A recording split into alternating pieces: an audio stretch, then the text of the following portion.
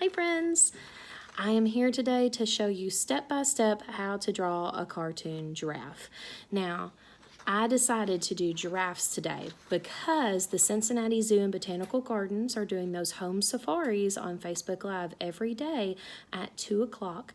And today they are going to introduce us to their giraffes at the zoo. They have 2 baby giraffes at the Cincinnati Zoo right now, and it is a 4-month-old calf named Theo and a 9-month-old calf named Fennessy, and I'm so excited to tune in to those live safaris today to learn about those giraffes and see the babies. I think it's going to be so much fun to watch them. Yesterday they had a video about elephants, and then they've had videos about lions and sloths and hippos, and they're so much fun to watch, and you're learning about animals, and it's just a lot of fun. So today we're going to do a giraffe, and then hopefully you can tune in to those live safaris and watch it. And if you miss it, the cool thing about it is they save them on their Facebook page, so you can go back and watch them anytime. So we're going to do the giraffe today, and it's going to be a baby giraffe, so he's going to be a little shorter than a full-grown giraffe's going to look, since they're going to show us baby giraffes today on the safari. Now, what we're going to do first, I'm going to line this up. We're going to start by, since this is a cartoon, remember cartoons are not super realistic. Realistic means perfectly real, like in real life. They're going to look not quite real, and that's okay. We're going to do a little tuft of fur. But I like cartoons because cartoons give you a little bit of creative license. Things can look just fun and not quite real. So we're going to do a little tuft of fur on the top of his head. So it's going to look a little bit like a tomato at first. So we're going to have our tuft of fur on the top of the head, and then we're going to do an oval or a circle. And I'm drawing sideways here, so I hope it doesn't turn out crooked. So right now he looks like a big tomato. Then we're going to add his horns. Now giraffes have horns on top of their heads and ears, so I gotta leave room for the ears here. I'm gonna do 2 little skinny lines up, do a circle. So now it looks like an alien tomato. If I left it right here and I just guessed what it would be, I would definitely guess alien tomato. So then now it looks like an alien tomato, and then I'm gonna do a loop and down and a little line in like that, and a loop and down and a little line around like that. All right, so now a kitty cat alien tomato is what it looks like. So we need to start making this look like a giraffe. We're going to make like a rainbow arch shape right here for the bottom part of his face. We're going to do 2 little dots for his nose, and he's going to be a happy giraffe, so we're going to make a little smile here. Remember, this is a cartoon, so we don't have to worry about it looking perfectly real. Then I'm going to do an oval here for his eye, or her eye, an oval here. And then this is where you can do your fancy cartoon eye skills if you want to, but I'm just going to do 2 black dots to keep it simple. If you want, you can add little eyebrows, make it look cute, add little eyelashes. You can put a bow on top of its head, whatever you want to do. Now, to make this look like a giraffe, we're going to need some splotches. Now, we've learned about symmetry in class, which means same on both sides. This can be asymmetrical, which means it does not have to be the same on both sides.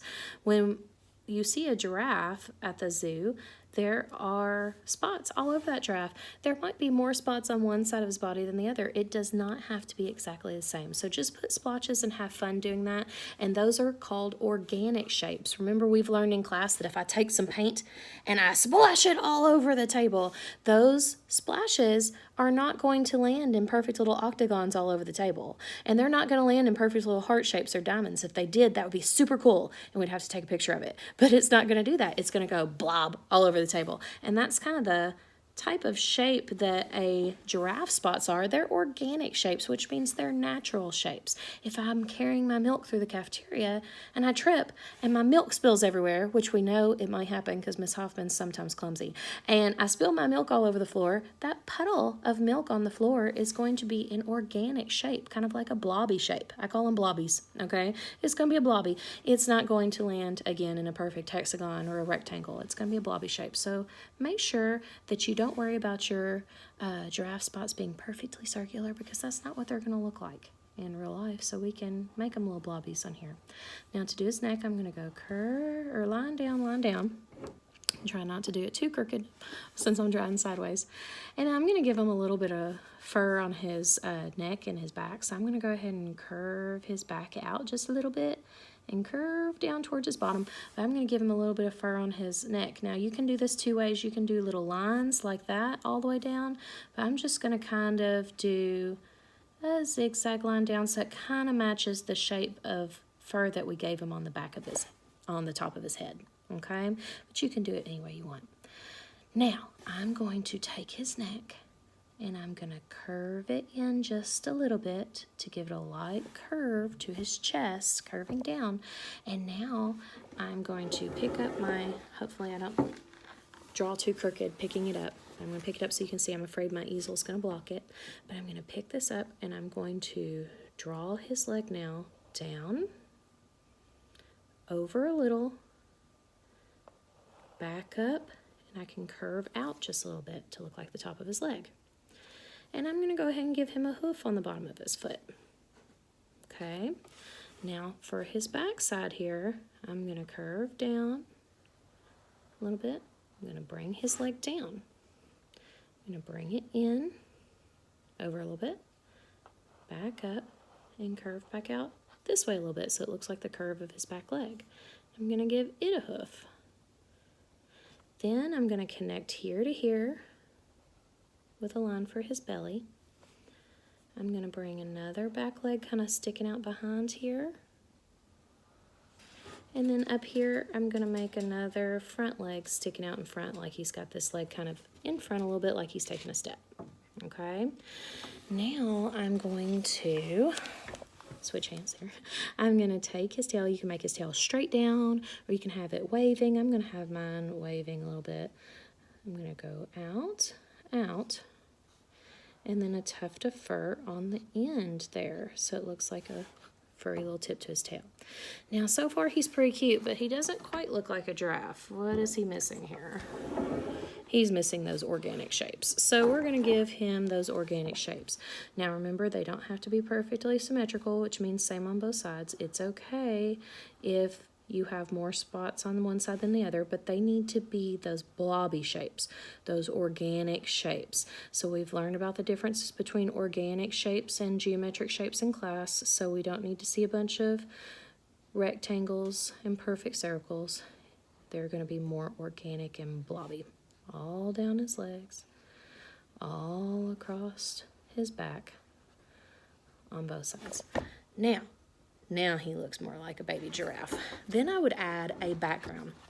It's important to remember our words that we have learned when we've learned about creating depth in our artwork. Now we know that depth in a sculpture, you can measure things three ways, but depth in a two-dimensional artwork is the sense that things are going back into space.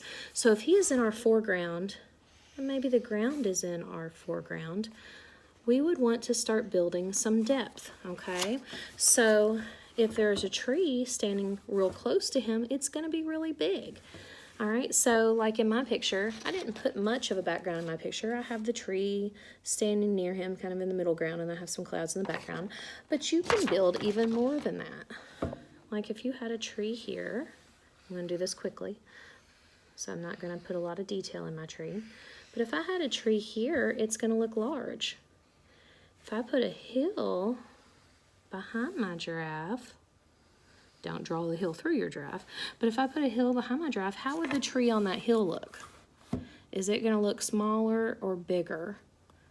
It's going to look smaller because it's farther away, because you don't want the tree to look so big in the background that it looks bigger than our giraffe if the tree is far away.